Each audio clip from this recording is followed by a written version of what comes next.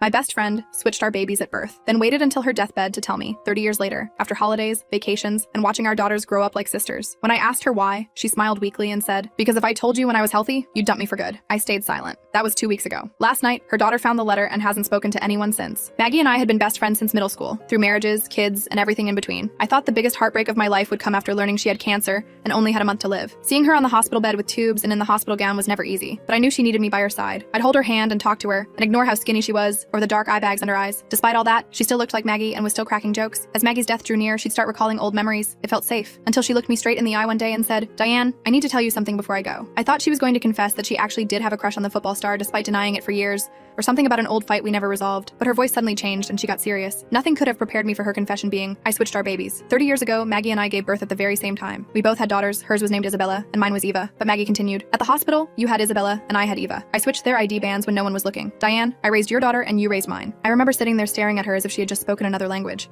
My ears were just ringing. I didn't say anything and she took that as an invitation to keep going. She admitted the guilt had been eating at her and she couldn't deal with it anymore. I asked her why, it was the only thing I could muster. She said she had this wave of panic after giving birth and convinced herself it was the right thing to do, that she thought she was protecting them. I wanted to yell and be mean, but she looked so small in that bed, so I just sat there and listened. After I left, I couldn't stop thinking about it. Every little moment with Eva replayed in my head. Her first day of kindergarten, the way she always stayed calm in a crisis, how she'd become a pediatric nurse like she was born to take care of others. Isabella was different. She was sharp-tongued, rebellious, and always kept a distance from her mom. I started to question reality, trying to come to terms with the fact my whole life was a lie. I went as far as pulling out baby photos. I looked at Isabella's face next to my late husband's and felt my stomach drop as I realized the resemblance was uncanny. It felt like my mind was playing tricks on me, so I ordered DNA tests and I didn't tell anyone as I waited for the results to arrive. A week had passed and an email about the DNA results came through. I sat at the kitchen table and stared at the subject line for an hour before opening it, and just like Maggie said, it was true. Eva wasn't mine by blood. Isabella was. I felt like the floor dropped out from under me. I knew I couldn't tell either of them right away. I thought about keeping it a secret, but I didn't think I could keep this from them, especially since Maggie said the guilt had eaten away at her. I decided to pay her a visit since I hadn't gone back to the hospital since she told me. She still looked weak as ever, and she forced a smile when she saw me. I asked her again why she waited so long to tell me. We spent holidays together, vacationed often. We practically raised our daughters like best friends from how much time we spent together. There were so many instances where she could have told me. So I asked her, why now? Why on your deathbed? Maggie kept a smile, though it never reached her eyes. She said it was because she knew I would react this way. She knew that if she had told me when she was still healthy,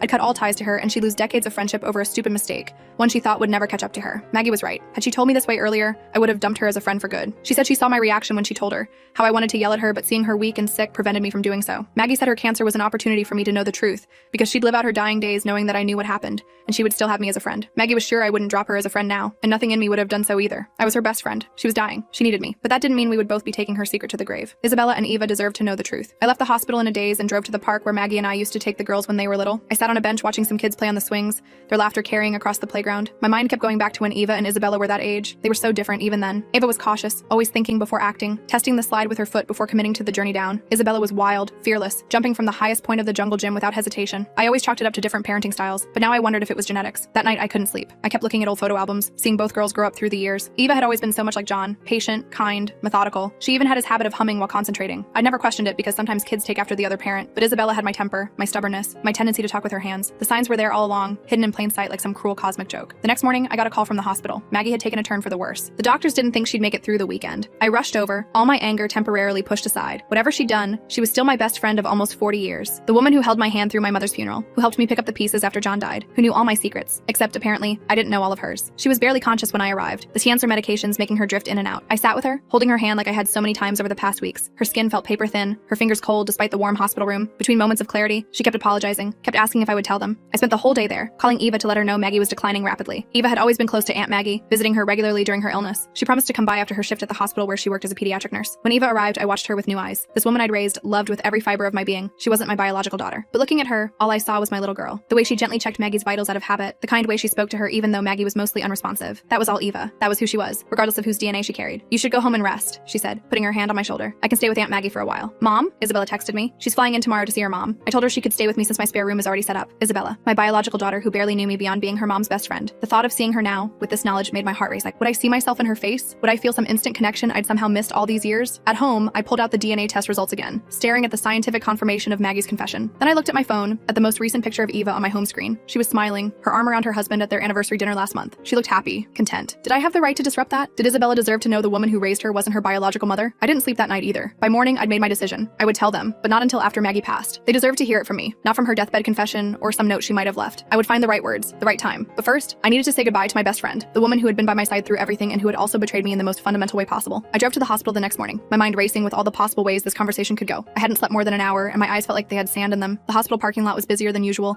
and I had to circle 3 times before finding a spot. Just my luck. When I got to Maggie's room, Isabella was already there. She'd arrived on an earlier flight than expected. My heart skipped a hit when I saw her. Isabella, my biological daughter. She was sitting by Maggie's bed, holding her hand and talking softly. She looked up when I entered, and I froze in the doorway. "Hi, Mrs. Peterson," she said with a small smile. She always called me that, never Diane, despite me telling her countless times over the years that she could use my first name. "Isabella," I managed to say. "I didn't know you were coming so early." "Got an earlier flight," she said, turning back to Maggie. "Mom's not doing well." I looked at Maggie. She seemed even worse than yesterday, her breathing shallow and labored. The machines around her beeped steadily, but there was a different quality to the sound now, like they were working harder to keep track of her failing systems. I stood awkwardly at the foot of the bed, suddenly feeling like an intruder. Isabella had always been polite to me but distant, like I was just her mom's friend and nothing more. Now I knew why. Some part of her had always known I was more than that. Some primal cellular recognition that neither of us had ever acknowledged. "Eva's coming after her shift," I said, just to break the silence. Isabella nodded without looking at me. She texted me. Another awkward silence fell. I studied Isabella's profile as she watched Maggie. She had my nose, my chin. Even the way she tucked her hair behind her ear was like looking in a mirror. How had I never noticed before? Or maybe I had, but attributed it to coincidence, the way we sometimes see patterns where we want to see them. A nurse came in to check Maggie's vitals, and I used the opportunity to step out into the hallway. I needed air. I needed space to think. This was all happening too fast. I wasn't ready to face Isabella with this knowledge burning inside me. I went to the hospital cafeteria and got a coffee I didn't want just to have something to do with my hands. The place was half full with visitors and staff on breaks. Normal people having a normal day. I envied them. My phone buzzed with a text from Eva saying she'd be at the hospital in an hour. When I returned to Maggie's room,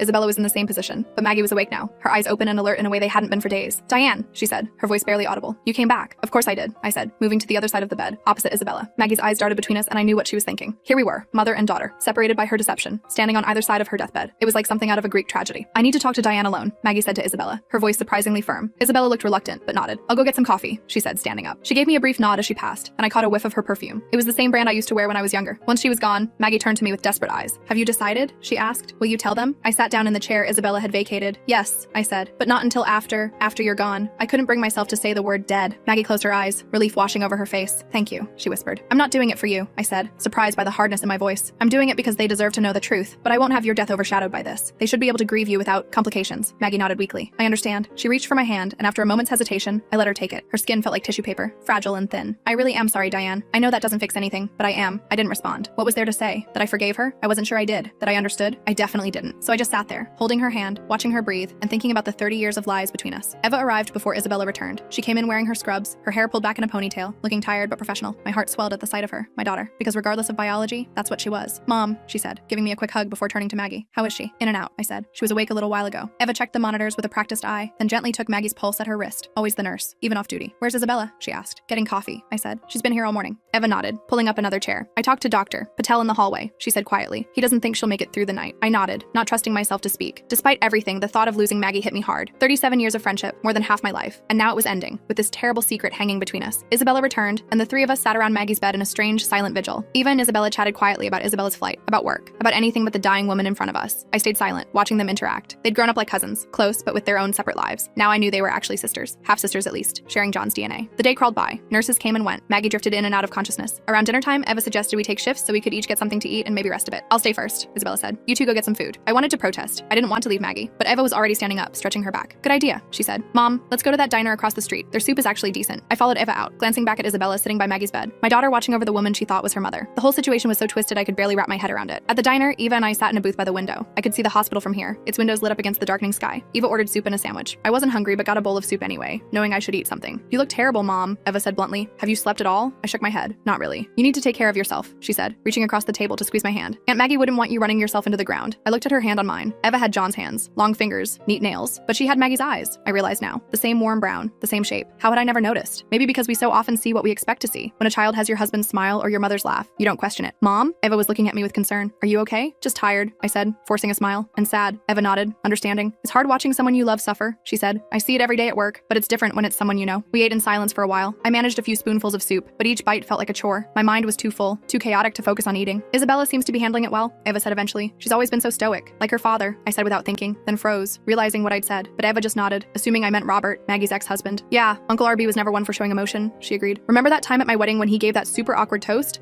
Not a single feeling in sight." I managed a small laugh, remembering. Robert had been divorced from Maggie for 15 years by then, but had come to Eva's wedding as a courtesy. His toast had been painfully brief and formal. "Isabella takes after him in a lot of ways," Eva continued, "except she got Aunt Maggie's creativity. Remember those amazing paintings she used to do in elevated school?" I nodded, my throat tight. Isabella had been an incredibly talented artist as a teenager. I'd always assumed she got that from Maggie, who loved to paint. But I was artistic too. I'd done pottery for years, had even sold some pieces at local craft fairs. Another connection I'd missed. We finished our meal and headed back to the hospital. Isabella was still sitting by Maggie's bed, bed, scrolling through her phone. She looked up when we entered. Any change? Eva asked. Isabella shook her head. The nurse came in to adjust her pain medication, said she's comfortable. Eva nodded, slipping back into nurse mode. That's good. Pain management is the priority at this stage. I resumed my seat on the other side of the bed, watching Maggie's chest rise and fall with shallow breaths. The three of us settled into another silent vigil, each lost in our own thoughts. Around midnight, Eva convinced Isabella to go back to her apartment to get some sleep. I'll stay with Mom, she said. You've been here all day. Go rest, and you can come back in the morning. Isabella hesitated, but eventually agreed. She leaned down to kiss Maggie's forehead, whispered something I couldn't hear, then gathered her things. Call me if anything changes, she said to Eva, who promised she would. After Isabella left, Eva turned to me. You should go home too, Mom. I can handle this. I shook my head. I'm staying, I said firmly. You can go if you need to. Eva sighed but didn't argue. She knew me well enough to recognize when I wouldn't budge. At least try to get some sleep in that chair, she said. I'll wake you if there's any change. I nodded, leaning back in the uncomfortable hospital chair and closing my eyes. I didn't expect to sleep, but exhaustion must have caught up with me because the next thing I knew, Eva was gently shaking my shoulder. Mom, she whispered. I think it's time. Her breathing has changed. I sat up, instantly alert. The room was dim, lit only by the monitors and a small lamp in the corner. Maggie's breathing was indeed different, more labored, with long pauses between each breath. Eva had moved her chair closer to the bed and was holding Maggie's hand. Should we call Isabella? I asked, my voice hoarse from sleep. Eva shook her head. There's not enough time, and she needs rest. I moved to the other side of the bed and took Maggie's other hand. Together, Eva and I sat with her as her breathing became more and more irregular. The monitors beeped softly in the background, tracking her fading vital signs. It's okay, Aunt Maggie, Eva said softly. We're here. You're not alone. I couldn't speak. My throat was too tight, my chest too heavy. Despite everything, this was Maggie, my best friend since we were 12 years old, the person who knew all my secrets, who had been there for every major moment of my adult life. And now she was leaving, taking her biggest secret with her. Except she wasn't taking it with her. She'd passed that burden to me. Maggie took one last, rattling breath, and then she was gone. The monitor flatlined, its steady tone filling the quiet room. Eva reached over and turned it off, then gently closed Maggie's eyes. She's gone, she said softly, tears streaming down her face. I nodded, my own tears falling onto our joined hands. I know. Eva called for the nurse, who confirmed what we already knew and noted the time of death. Then she left us alone to say our goodbyes. Eva and I sat in silence, each processing our grief in our own way. I should call Isabella, Eva said eventually, wiping her eyes. Let her sleep, I said. Tell her in the morning. There's nothing she can do now. Eva nodded, looking exhausted. You're right. It can wait a few hours. We left the hospital around 3 a.m. after the nurses had done what they needed to do. Eva insisted I come stay at her place rather than driving home alone, and I was too tired to argue. Her apartment was small but cozy, with a comfortable guest room that she kept ready for visitors. Try to get some sleep, Mom, she said, giving me a hug at the guest room door. We'll deal with everything in the morning. I nodded, hugging her back tightly. My daughter. Not by blood, but in every way that mattered. And tomorrow, I would have to tell her that her entire life was based on a lie. I didn't sleep. I lay in Eva's guest bed, staring at the ceiling, rehearsing what I would say. How do you tell someone that the woman who raised them wasn't their biological mother? That the woman they knew as their mother's best friend was actually their birth mother? There was no good way to say it. No way to soften that blow. Morning came too quickly. I heard Eva moving around the apartment making coffee. I got up, splashed water on my face, and tried to look less like I'd been awake all night. When I came out to the kitchen, Eva was on the phone with Isabella, telling her about Maggie's passing. Her voice was gentle but steady, the voice she probably used with families at the hospital. Mom's here with me, she was saying. We'll come pick you up in an hour or so, and we can go to the funeral home together to make arrangements. She paused, listening. I know, it's a lot, but we'll get through it together. After she hung up, she handed me a cup of coffee. Isabella's taking it hard, she said. She sounded pretty broken up. I nodded, sipping the coffee. It was good and strong, just how I needed it. It's never easy, losing a parent, I said, thinking of my own mother's death years ago. Eva sat down across from me at her small kitchen table. I called the hospital. They've already transferred Aunt Maggie to the funeral home she prearranged with. We just need to go finalize the details for the service. I nodded again, impressed as always by Eva's efficiency in a crisis. She was so good at handling practical matters, at taking care of others, just like John had been. I should go home and change first, I said, looking down at my rumpled clothes from yesterday. I can lend you something, Eva offered. We're about the same size. I agreed, too tired to argue. Eva found me a simple black dress that fit well enough, and I took a quick shower while she got ready. By the time we left to pick up Isabella, I felt marginally more human, though the weight of what I had to do still pressed heavily on me. Isabella was waiting outside Eva's building when we pulled up. She looked pale and drawn, her eyes red from crying. She got into the backseat of my car without saying much. The visit to the funeral home was a blur of paperwork and decisions. Maggie had pre-planned most of her funeral, making things easier,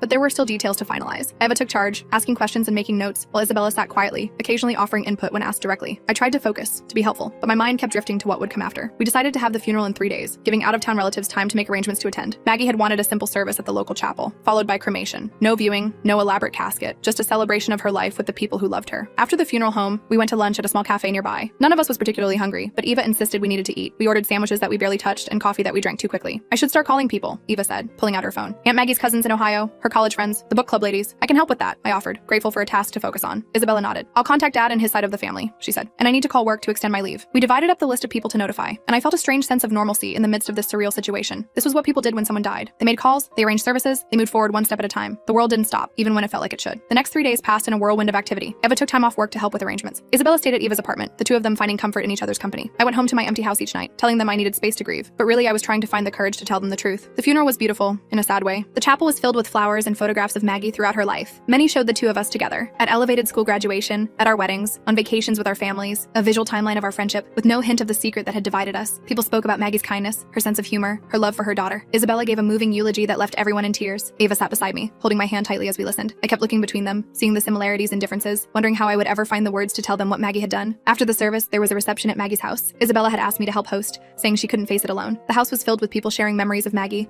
eating the food that neighbors had brought, offering condolences to Isabella, and by extension, to Eva and me. me. By evening, most of the guests had left. Only the three of us remained, along with Robert, who had flown in for the funeral and was staying at a hotel nearby. We sat in Maggie's living room, surrounded by the remnants of the reception, half-empty platters of food, wilting flower arrangements, sympathy cards stacked on every surface. I should start cleaning up, Isabella said, standing. Leave it for tomorrow, Robert said. He'd been quiet most of the day, grieving in his own reserved way. You're exhausted, Isabella nodded, sinking back onto the couch. I don't know what I'm supposed to do now, she admitted. With the house, with Mom's things, it's all so overwhelming. You don't have to figure it out right away, Eva said gently. Take your time. I sat there, listening to them talk, feeling the weight of my secret growing heavier by the minute. If I was going to tell them, it should be now, while we were all together. Before Isabella went back to her life in Chicago, before Eva returned to her busy schedule at the hospital, before Robert flew back to wherever he was living these days. There's something I need to tell you all, I said suddenly, my voice sounding strange to my own ears. They all turned to look at me, surprised by my serious tone. Before Maggie died, I continued, my heart pounding. She told me something that changes everything. I took a deep breath, looking at the three confused faces staring back at me. My hands were shaking so badly I had to clasp them together in my lap. What is it, Diane? Robert asked, leaning forward in his chair. Maggie told me something before she died, I said, my voice barely above a whisper. Something she'd been keeping secret for 30 years. Eva reached over and touched my arm. Mom, what's wrong? You're scaring me. I looked at her, my sweet Eva, who wasn't biologically mine, and then at Isabella, who was. The words felt stuck in my throat. Maggie switched our babies at birth, I finally said. Isabella is actually my biological daughter, and Eva is Maggie's. The silence that followed was deafening. Isabella's face went completely white. Eva's hand dropped from my arm like I'd burned her. Robert just stared, his mouth slightly open. That's not funny, Isabella finally said, her voice hard. I'm not joking, I replied. I wish I was. Maggie told me a few days before she died. I had DNA tests done to confirm it. I pulled the folded papers from my purse and set them on the coffee table. The results came back positive. Eva picked up the papers with trembling hands. She scanned them quickly, her nurse's training helping her understand the clinical language. This can't be right, she whispered. It is, I said. Maggie admitted everything. She switched your ID bands in the hospital when no one was looking. Isabella stood up suddenly. So you're saying my mother, the woman whose funeral we just attended, stole me from you and gave you her baby instead? Her voice was rising with each word. And you're choosing now to tell us this? I only found out days ago, I said defensively. I wanted to wait until after the funeral. I didn't want this to overshadow saying goodbye to Maggie. Robert had picked up the DNA results and was examining them closely. These appear legitimate, he said quietly. He looked up at Isabella. You always did look more like John than like Maggie or me. Isabella whirled on him. You believe this? Just like that? Robert shrugged helplessly. The science is pretty clear. Eva hadn't said anything more. She was just sitting there, staring at nothing, the paper still clutched in her hand. Eva, I said gently, are you okay? She looked up at me, her eyes swimming with tears. So you're not my mom? She asked, her voice small and broken. My heart shattered. Of course I'm your mom, I said fiercely. I raised you. I loved you every single day of your life. Nothing changes that. Everything changes that, Isabella shouted. She was pacing now, her hands gesturing wildly. Everything. My entire life has been a lie. My mother wasn't my mother. My father isn't my father. She stopped and stared at me. And you're what? My biological mother who never bothered to notice I wasn't your kid? That stung. It wasn't like that, I said. It wasn't that we never noticed anything. There were moments, times when I'd look at you and feel this strange connection, or when someone would comment on how much you looked like John. But without any reason to suspect something so extreme, we rationalized those moments away. Who would ever imagine their best friend would switch their babies? Robert stood up and put his hand on Isabella's shoulder. Sit down, Bella. Let's try to process this calmly. She shrugged his hand off. Don't tell me to be calm. And don't call me Bella. You're not my father. Robert flinched like she'd slapped him. I raised you, he said quietly. That counts for something. Does it? Isabella demanded. Because apparently in this family, biology means nothing and lies mean everything. Eva finally spoke up. Stop it, Isabella, she said, her voice surprisingly steady. This isn't helping. Isabella turned to her. Oh, I'm sorry. Is this uncomfortable for you? Finding out your mother lied to everyone for 30 years and stole someone else's baby? She's still my mother, Eva said firmly. And she's still the woman who raised you and loved you. Loved me? Isabella laughed bitterly. She didn't even want me. She switched me because she thought she'd be a terrible mother. She rejected me before I was even a day old. I stood up then, needing to defend Maggie despite everything. That's not fair. Maggie was suffering from severe postpartum depression. She wasn't thinking clearly. And that excuses what she did? Isabella demanded. No, I admitted. Nothing excuses it, but it explains it. Isabella shook her head, tears streaming down her face now. I can't do this. I can't be here right now. She grabbed her purse and headed for the door. Isabella, wait, I called after her. Let her go, Robert said. She needs time. The door slammed behind her and the three of us were left in another uncomfortable silence. Eva was the first to speak. So Maggie was my biological mother, she said slowly, like she was testing out the words. I nodded. Yes. And John was my biological father. Yes. Eva looked at the DNA results again. Did he know? Did my dad know I wasn't his biological daughter? No, I said firmly. John never knew. Neither of us had any idea until Maggie told me. Eva nodded, processing this. I need some air, she said, standing up. I'm going for a walk. Do you want me to come with you? I asked anxiously. She shook her head. Number, I need to think. She walked out more calmly than Isabella had, gently closing the door behind her. Robert and I were left alone in Maggie's living room. He sighed heavily and ran a hand through his gray hair. Well, he said, this is quite the bombshell. I sank back onto the couch, suddenly exhausted. I'm sorry, Robert. I didn't know how else to tell everyone. He waved away my apology. Not your fault. Maggie's the one who created this mess. He paused. Though I have to say, it explains a lot about Isabella. She and I never quite connected the way a father and daughter should. I always thought it was because of the divorce, but maybe there was more to it. I nodded, thinking of all the times I'd felt an inexplicable bond with Isabella despite her keeping me at arm's length. Nature versus nurture, I murmured. Robert stood up. I should go find Isabella. Make sure she's okay. Thank you, I said. I don't think she wants to see me right now. After Robert left,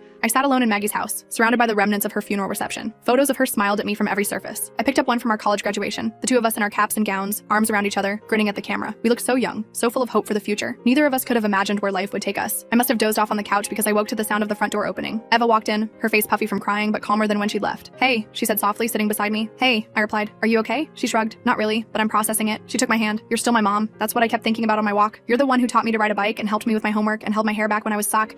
DNA doesn't change that. Tears filled my my eyes. I was so afraid you'd hurt me, I admitted. Why would I hurt you? You didn't do anything wrong. I should have known somehow. I should have realized. Eva shook her head. That's ridiculous. How could you possibly have known? She squeezed my hand. I'm angry at Aunt Maggie, at my biological mother, I guess, but not at you. I hugged her tightly, relief washing over me. Have you heard from Isabella? I asked when we pulled apart. Eva shook her head. Number Robert texted me that he found her at a bar downtown. He's staying with her. I nodded, trying not to feel hurt that my biological daughter wanted nothing to do with me. She needs time. She'll come around, Eva said, but she didn't sound convinced. The next few days were tense. Isabella refused to speak to me, communicating only through Robert or Eva when absolutely necessary. She stayed at Maggie's house, sorting through her mother's belongings with a grim determination. Eva went back to work, throwing herself into her nursing shifts with unusual intensity. I went home and tried to give everyone space, though it called me to be separated from both my daughters when we all needed each other most. A week after the funeral, my doorbell rang. I opened it to find Isabella standing on my porch, looking uncomfortable but determined. Can I come in? She asked stiffly. Of course, I said, stepping aside to let her pass. She walked into my living room and stood awkwardly, looking around at the familiar space. She'd been in my house countless times over the years, but never with this knowledge between us. I found something in Maggie's things, she said, pulling an envelope from her purse. It's addressed to me. I thought you should be here when I read it. I nodded, surprised and touched that she wanted me present for this. Would you like some tea or coffee? I offered. No, she said shortly. Let's just do this. We sat on opposite ends of my couch. Isabella took a deep breath and opened the envelope. Inside was a letter written in Maggie's familiar handwriting. Isabella began to read aloud. My dearest Isabella, if you're reading this, then Diane has told you the truth about your birth. I'm so sorry you had to find out this way. I know you must be angry and confused, and you have every right to be. What I did was unforgivable. I can offer explanations, but not excuses. I was young and scared and suffering from severe postpartum depression, though I didn't know that's what it was at the time. I convinced myself that Diane would be a better mother to you than I could ever be. I thought I was protecting you. I was wrong. As the years passed, it became harder and harder to tell the truth. How could I admit what I'd done without destroying everything? So I kept my secret, watching you grow up calling me mom while your biological mother was right there all along. The guilt has been my constant companion. Please know that I loved you with all my heart, even if I had no right to call you my daughter. And please don't blame Diane. She had no idea until I told her at the very end. She's your true mother in every way that matters, by blood and by right. I hope someday you can forgive me, though I don't deserve it. All my love, always Maggie. Isabella's voice broke on the last words. She folded the letter carefully and put it back in the envelope. She left letters for Eva and Robert too, she said quietly. I haven't given them theirs yet. I nodded, not trusting myself to speak. Isabella looked at me directly for the first time. I don't know what to do with this, she admitted. I'm so angry at her, but she's gone, so I can't even yell at her. I know, I said. I felt the same way. Did you forgive her? Isabella asked. I thought about it honestly. I'm still working on it, I said. Some days I think I can. Other days I'm furious all over again. Isabella nodded. That makes sense. She hesitated. I don't know how to feel about you either. You're my biological mother, but you're also just Aunt Diane, the woman who was always around when I was growing up. I don't know how to bridge that gap. We don't have to figure it all out right away, I said gently. We can take it slow, get to know each other better. I'd like that, she said, surprising me. Maybe we could have lunch sometime, just the two of us. I'd love that, I said, trying not to sound too eager. Isabella stood up to leave. At the door, she turned back. Eva's really lucky, you know, to have had you as her mom. Tears pricked my eyes. Thank you for saying that. After she left, I sat back down on the couch, feeling like something had shifted. It wasn't forgiveness exactly, not yet, but it was a beginning. A chance to build something new from the ruins of Maggie's deception. The next day, Eva called to tell me that Isabella had given her Maggie's letter. It explained a lot, she said, about why she did what she did. I'm still processing it, but I think eventually I'll be okay. And us? I asked hesitantly. Are we okay? We're more than okay, Mom, Eva said firmly. You're stuck with me. DNA or no DNA. I laughed through my tears. I wouldn't have it any other way. Over the next few months, we all found our new normal. Isabella and I had our lunch, which turned into a weekly tradition. We talked about everything. Her childhood, my marriage to John, her career in Chicago. Slowly, I got to know my biological daughter as an adult, and she got to know me as more than just her mother's friend. Eva and Isabella grew closer too, bonded by their shared experience. They discovered they were half-sisters through John, which gave them a biological connection neither had expected. Robert remained in their lives, his relationship with Isabella strained but healing. 6 months after Maggie's death, the four of us gathered at my house for dinner. It wasn't perfect. There were still moments of awkwardness, still wounds that hadn't fully healed. But as I looked around my table at these people who had been thrown together by Maggie's deception and were now choosing to be a family anyway, I felt something like peace. Isabella raised her glass in a toast. To family, she said, the ones we're born with and the ones we choose. To family, we all echoed, our glasses clinking together in the warm light of my dining room. And in that moment, I knew that despite everything, we were going to be okay.